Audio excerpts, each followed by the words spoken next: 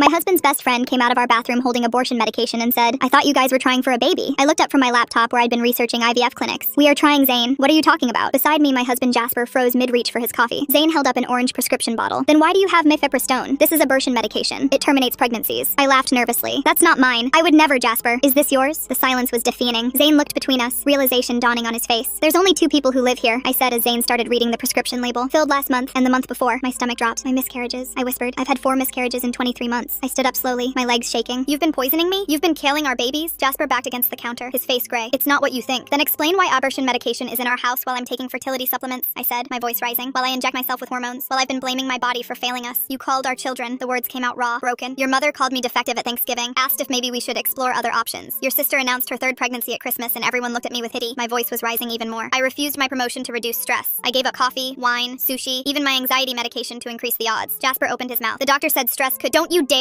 I cut him off. "Don't you dare quote the doctors to me." Zane stood frozen. "I did 3 rounds of Clomid that made me so sick I couldn't work. They shot dye through my fallopian tubes. Do you know how much that hurts, Jasper? While you were poisoning me, I was letting doctors torture me to find out why I couldn't stay pregnant. We named our babies," I continued, tears streaming now. "You remember how we picked them out together? Phoenix, Sage, Indigo, Xavier. I was knitting their baby blankets while you were making sure they'd never need them." Jasper's hands were trembling, reaching out like he was the one who needed comfort. Zane's face suddenly went whiter than it had been. "Jasper, is this about Sloan?" Jasper went white. "Who's Sloan?" I asked. "She's nobody, just someone from work. I saw you leaving work together late last month." Zane cut him off. "You looked like you were flirting." Her hand was on your neck. Jasper's face started visibly shaking. "When I asked you about it, you said it was a work project. I believed you because I didn't take my best friend for a cheater," Zane continued. "But the way you're shaking makes me doubt that." I grabbed Jasper's phone from the counter. "You said she's nobody, so you won't mind me looking." The text with Sloan loaded immediately. Hearts, kiss emojis. "Can't wait until you're finally free." I scrolled up with shaking hands. "Did the insurance pay out yet?" My blood went cold. "Insurance?" I kept reading. $8,000 this time, same as the last 3. Perfect. Almost enough for the lawyer and apartment deposit. 1 more should do it. She wants to try again next month. Perfect timing. I read the next one aloud, my voice breaking. "Making her dead babies pay for our future." Jasper's knees buckled with embarrassment. He gripped the counter to stay standing. "You've been collecting money from our dead children?" I could barely breathe. "Pregnancy loss insurance through your work." I didn't even know that existed. $8,000 per miscarriage. $32,000. I kept scrolling, finding worse with every swipe. "You texted her from the hospital. While I was miscarrying Indigo, you wrote 1 more after this and we're free." "You held my hand through contractions while planning the next murder." "I never meant for it to hurt you like," Jasper started. "You didn't mean to hurt me?" I screamed. "The pregnancy tests," I snapped, everything clicking. "You always brought them home, insisted on watching me take them. You knew exactly when I was pregnant so you could start poisoning me. You controlled the timeline of when each baby would die so it would never look suspicious." I threw his phone at him. "You let me believe I was broken. Let your mother suggest you deserved a real woman who could give you children. You even agreed with her, then said you'd love me anyway, like you were doing me a favor." Zane already had his phone out. "I'm calling police." Jasper reached for me. "Please, let me explain." "Explain what? How you culled our babies for money? How you poisoned me to afford your girlfriend?" I backed away from him. "I used our savings for fertility treatments while you were collecting death benefits." I looked at this man I'd loved for 7 years. Every night I prayed for a baby. Every morning I gave myself injections that made me gain 30 pounds. Your response? You said I was less attractive, remember?